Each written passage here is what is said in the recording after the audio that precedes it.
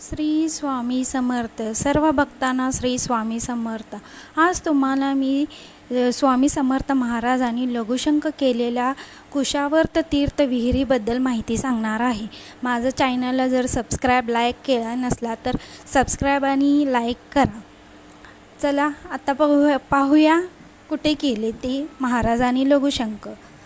श्री स्वामी समर्थ महाराजांनी लघुशंक केलेला कुशावर्त तीर्थ विहीर गोदावरी, गंगा, सरस्वती, नर्मदा, सिंधू, कावेरी, भीमा, कृष्णा, तुंग, सप्तसागर या सर्वांचे तीर्थ राज कुशावर्त या नावाने नामकरण झाले. या स्नानाने असाध्य व्याधी नाहीसा होतात. प्रशासनाने सर्व पापांचे क्षालन होते. रक्तचंदन पादुका या तीर्थाचा एवढेच महत्त्व आहे. खूप काही त्या अक्कलकोट येथे स्वामी समर्थ यांनी केलेले आहेत. महाराजांनी वापरलेल्या वस्तू कपनी, रुद्राक्षमाळ, हुक्का, चौरी, परशू इत्यादी सर्व काही वस्तू चोलाप्पाच्या घरात आहेत. 1858 ते 1887 चोलाप्पा महाराजांच्या घरात आहेत.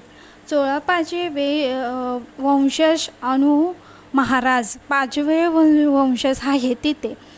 यांचे म्हणतात गंगा सकळ पापे जाती बंगा दृष्टी पडता ब्रह्मगिरी वासी नाही. यमरूपी कुशावर्ती करिता स्नान यांचा वैकुंठी राहणे नामा मने प्रदीक्षणा त्रास जन्म पुन्हा.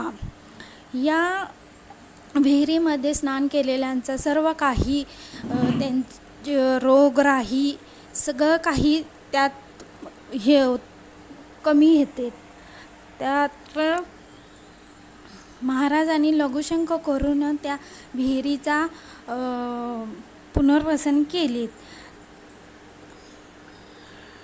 महाराज यांनी चोलाप्पाच्या घरात राहून तिथे पाणीचं टंचाई असल्यामुळे विहिरी खोदून पण पाणी येत नसल्यामुळे लघुशंक करून विहिरीचा पुनर्वसन केलेले आहेत.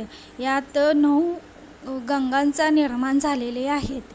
त्यात गोदावरी, सरस्वती, नर्मदा, सिंधू, कावेरी, भीमा, कृष्णा या सर्व नद्यांचा समावेश होतो त्यात.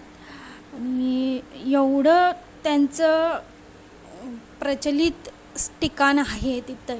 अजून तिथे त्यांचे वंशज चोलाप्पा महाराजांचा वंशज 5वे वंशज तिथे त्यांचं कामकाज चालू ठेवत आहेत.